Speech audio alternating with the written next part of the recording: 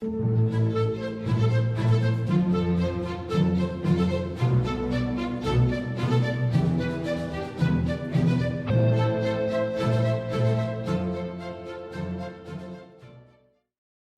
good morning. How are you today?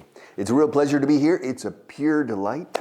It's a sheer delight. I can't imagine a better scenario than right now. I can't imagine anything better than sitting in front of this dark, impersonal camera with these bright lights and speaking to you in English. I can't imagine anything better. Well, maybe huevos con morcilla, eso sí. Un pescadito frito, un fino, maybe. Or torrenos, I don't know. But in any case, it's a pleasure to be here. Let's continue I want to finish page 89 today on gain fluency. On the third from the last. We're at the third from the last, which is paragraph number, I think, 819. 819. Are you ready? Call Julie. Call Julie. ¿Cómo? Call Julie. ¿Cómo? Que llames a Julia. Julie escrito. Call Julie. Oh. Call Julie and tell her. Tell her. Tell her. Querrás decir tell her. Yes, tell her. Tell her parece decir pelo. Hair. No, tell her. Tell her. Her. Es más oscuro en inglés. Los británicos, tell her. Pero tanto ellos como nosotros, tell her, tell her. Call Julia, Julie and tell her. Okay. Call Julie and tell her the meeting's off. The meeting's off. The meeting's off. La reunión está afuera. No, the meeting's outside. No, the meeting's off.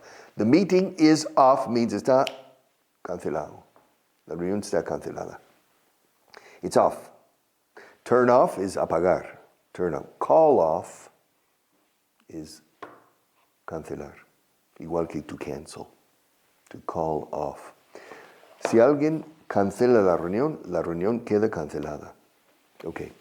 If somebody calls off the meeting or a meeting, then the meeting is off. The meeting has been called off. Ha sido cancelado. Está cancelado. It's off. Call Julie and tell her the meeting's off. Se dice mucho esto de off. The deal's off. El trato, mira, la transacción, fuera. La operación, cancelada. No estoy de acuerdo. Donald Trump. The idea is, the deal's off.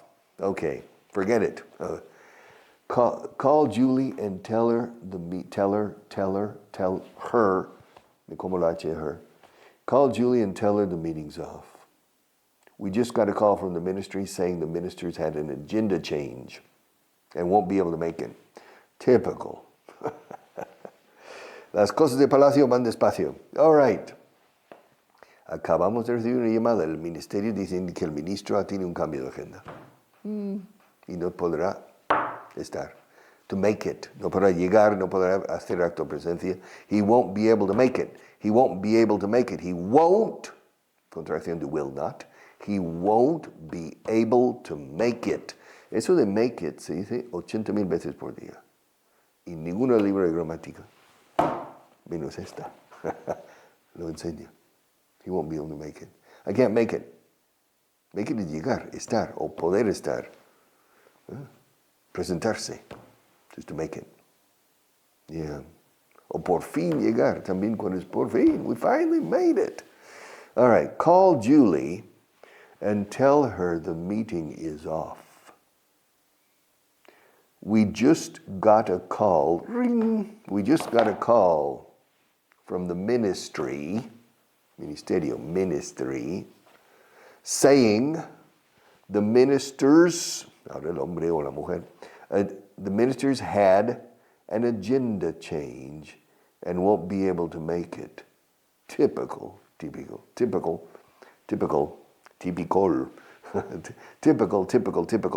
Call Julie and tell her the meeting's off. Yeah, we just got a call from the ministry saying the ministers had an agenda change and won't be able to make it.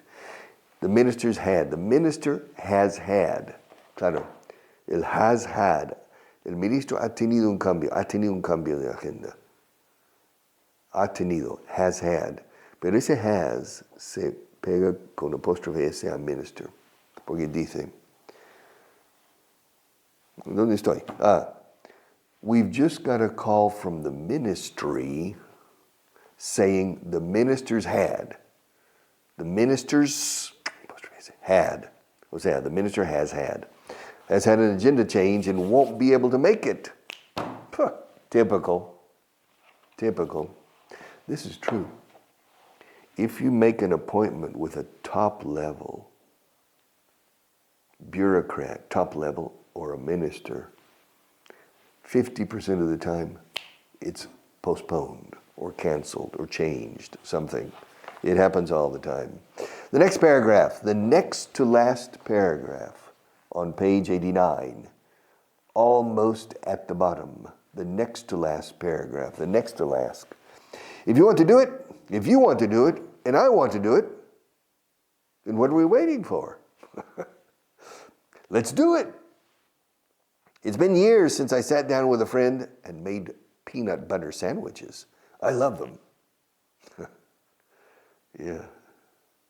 I remember a teacher, female, a woman, probably 50 years old, and she said, at my age, if I meet a man and he says, well, if you want to do it and I want to do it, let's do it. Okay. All right. Pero aquí estamos hablando de sándwiches de crema de cacahuete. Peanut butter sandwiches. Escucha. If you want to do it and I want to do it, then ¿qué esperamos? What are we waiting for? What are we waiting? What are we waiting for? What are we? Así, los nativos. What are we waiting? Británico. If you want to do it and I want to do it, then what are we waiting for? What are we waiting for? Yeah, let's do it. Hagámoslo. Let's do it. It's been years. Hace años que no me he sentado con un amigo para comer este tipo de sándwich.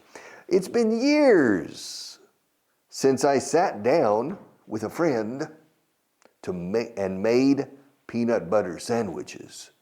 I love them. I hate peanut butter sandwiches. Me. People in Europe, never. Have you ever eaten a peanut butter sandwich? No? In the United States, at least in my generation, and my children's generation, all the time. Yeah, they buy these jars un tarro de cristal, these jars of peanut butter. They open it up, and they have a sandwich, piece of bread, another piece of bread. Toma. Comida de mediodía. It was awful. And they have jelly as well. Peanut butter and jelly. They're horrible. Okay, now I'm American, but in this way I'm not American. I hate peanut butter and jelly sandwiches. Se añade jelly. Jelly es como marmota, mermelada. Marmota, no. No. Marmota es un animal. Mermelada, but there's another word. Okay. But in any case, and they put it peanut butter and normally grape jelly. O sea, mermelada de uva or de strawberry, fresa. And they put it together with peanut butter. I remember my daughter was 3 years old.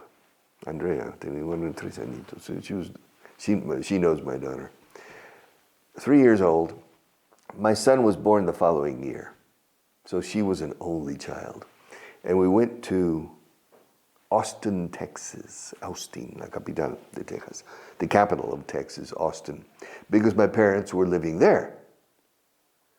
And we decided to take my daughter to a daycare center in the mornings. to speak English with kids, to be with kids, for her English. A daycare center es una guardería. Se dice centro de cuidados diurnos, daycare center. And she only one day, after that, no. And they tried to make her eat a peanut butter and jelly sandwich. And she was crying. So she's like me. I like peanuts. I like peanuts. ¿Te gustan los cacahuetes? Yeah. ¿Y la crema también? No, I don't know. I don't like peanut butter. Butter. Se dice mantequilla de cacahuete en inglés. Peanut butter. I don't like peanut butter, but I like peanuts. I really like peanuts very much. Yeah. But I don't like peanut butter. And I hate peanut butter sandwiches. But in this case, the two people who are talking love peanut butter sandwiches. Les encantan. If you want to do it and I want to do it, then what are we waiting for? What are we waiting for? What are we waiting for? Esa entonación es supernativa. What are we waiting for? ¿Qué estamos esperando? ¿O qué esperamos? A por ello. Let's do it, let's do it, let's do it. Hagámoslo. Let's do it. It's been years. Hace 1000 años. Hace años. En inglés, hace años. ¿Qué? Lo que sea. It's been years. Memoriza eso. It's been years. Since, y luego pasado simple. It's been years since I used a blue pen. It's been years since I spoke French. It's been years since I used those pencils. It's been years since I ate peppers, green peppers. It's been years, it's been years, it's been years, it's been years. It's been years since I sat down with a friend and made peanut butter sandwiches. Sentémonos y vamos a hacer sandwiches de peanut butter. Wow. All right. It's been years since I sat down with a friend and made peanut butter sandwiches. I love them. All right. One more. The bottom, page 89, the last paragraph. My only reservation is that we'll be forced to lay off part of the staff. Most of them are really good workers and have contributed a lot to the organization. It breaks my heart. It breaks my heart. Me rompe el corazón. En inglés decimos rompe mi corazón. It breaks my heart. Mi única reserva, cosa que no me gusta. My only reservation. Estoy a favor del plan, pero tengo con ciertas reservas. Bueno, con una. My only reservation is that we'll be forced. Nos veremos obligados. Estaremos obligados a. We will be forced. We'll be forced to lay off part of the staff. Staff es el personal, los trabajadores, empleados. Staff, el staff, se dice aquí también más veces.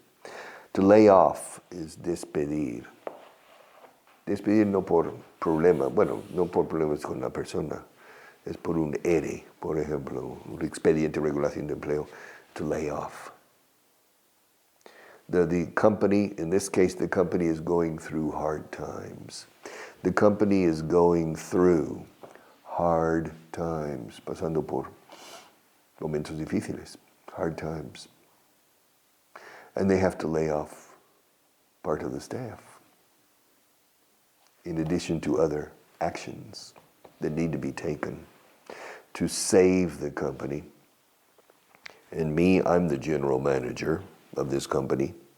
And I say, my only reservation is that we'll be forced to lay off part of the staff, una parte de ella, part of the staff. Most of them, la mayoría de ellos, most of them are really good workers and have contributed a lot to the organization. It breaks my heart. It breaks my heart. I'm going to cry. It breaks my heart. It breaks my heart. Yes. In Spain, this is a problem. In the United States, usually not. Because the labor market is much more dynamic in the United States than in Spain. So when you lay off people, usually in a question of 3 months, 4 months, they're working again. And so they have a job. Unemployment compensation in the United States is less than in Spain. In Spain, unemployment compensation is about, I think, 24 months. It could be a certain amount. It's enough. So there isn't a strong incentive to quickly look for a new job for some people. In the United States, the unemployment compensation is lower and shorter period. And so people are, I need to find a job. And so that dynamizes the labor market. Here, the labor market is sclerotic, very sclerotic, in Europe, and especially in Spain. My only reservation is that we'll be forced to lay off part of the staff. To lay off part of the staff. Most of them are really good workers and have contributed, han contribuido mucho a la organización, have contributed a lot to the organization. It breaks my heart. Yeah, I agree. It breaks my heart. Okay, we'll come back to more paragraphs at a later date. In una fecha posterior. At a later date. In the meantime, I want to finish. In the meantime, I want to finish the story about Paula Eisenbach. Hoy, or entre hoy y mañana, how much time do we have? We have time to finish this? No. Between today and tomorrow, we'll finish the story, the saga of Paula Eisenbach and Tom Sanders. Paula, you remember Paula is the German university student from Munich. She's living and studying at the University of Heidelberg, which I think is about 2 hours from Munich. I'm not sure. And in the first, she's in her final year, but the first semester of her final year, she spent time helping an American graphic arts student, Tom Sanders, to draw characters and scenes, personajes y escenas, characters and scenes for Walt Disney Corporation. And he paid her 15 euros an hour. However, he invited her to go to California with him during the Christmas break. And she declined. She said, no, thank you. And he got upset. And she realized that he's not very stable mentally. And he started following her around on the campus, harassing her, stalking her, acusando.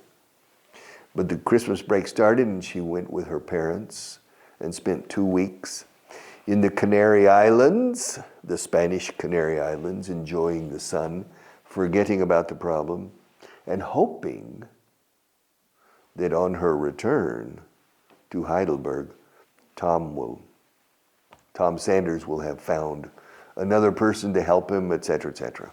Okay, here we are. Paula Eisenbach has just settled back in her flat in Heidelberg. Remember, Paula lives in a flat in the center of Heidelberg. To settle is asentarse.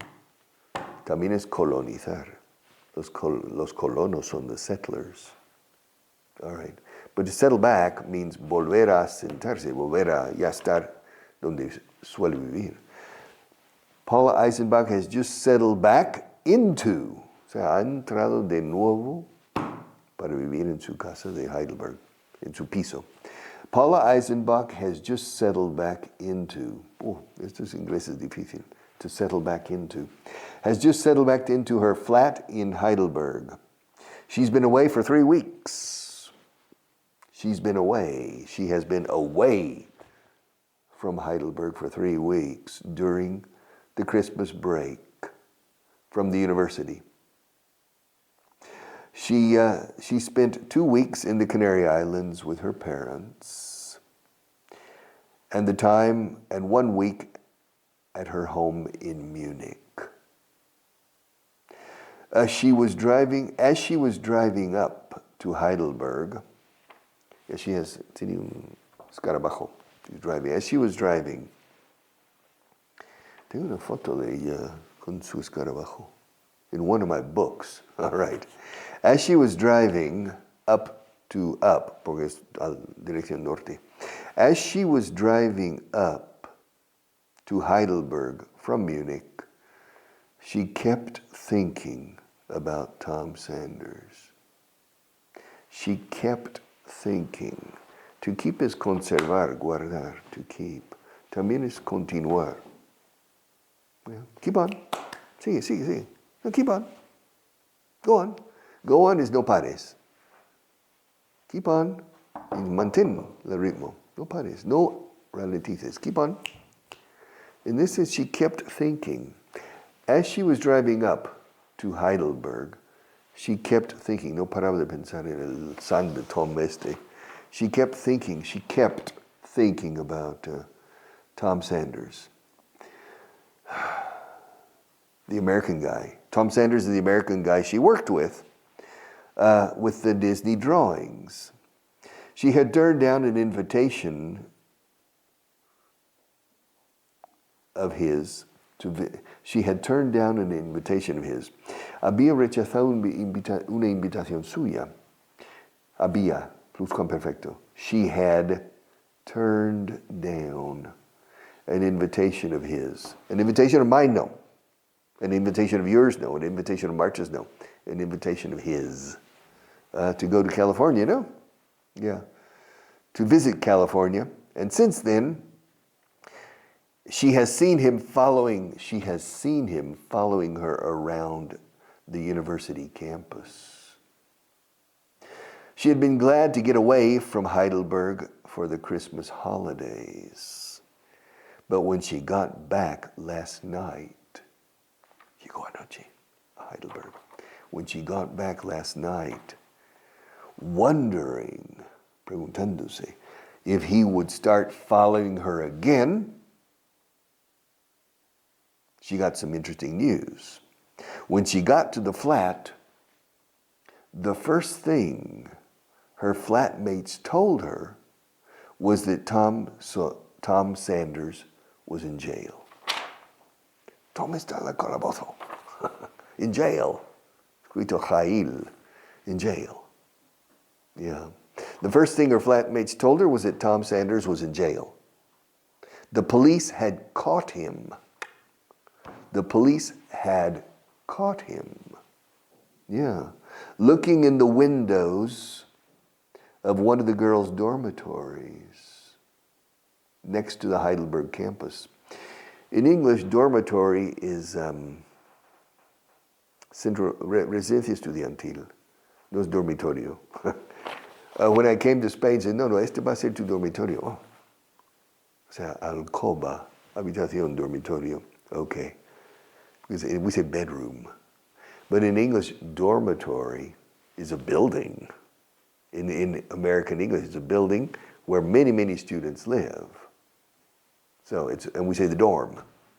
Voy a volver a mi colegio mayor o residencia estudiantil. I'm going to go back to my dorm, to my dormitory.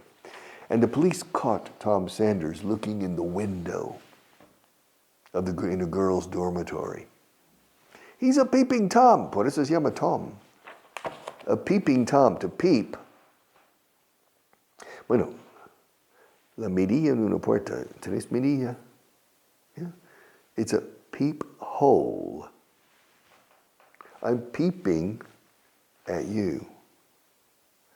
Jeepers, creepers, where'd you get them peepers? I'm peeping at. To peep is mirar como mirón. Tipo mirón. That's to peep. And the expression un mirón, no sé, es tan mirón. Don't be such we say a peeping Tom. Un Tomás mirón. Se dice peeping Tom. Así se dice en inglés. Un mirón is a peeping Tom. Y no hay otra forma que yo sepa de decirlo. A peeping Tom. Why? ¿Te suena la Lady Godiva? Godiva? Godiva? Okay. It's a very famous story from 1,000 years ago in England. The wife of the how do you say, the wife of the Duke, el Duque or el Marqués, the wife said to help, to help a cause, she would go through the village on a horse, completely nude, no clothes, completely naked, in order to help a cause. But she said, but nobody must look. Everybody must keep their head down, and she will go through. Nobody. But one of the people, by the name of Tom, looked. And they caught him. And that's called the peeping Tom.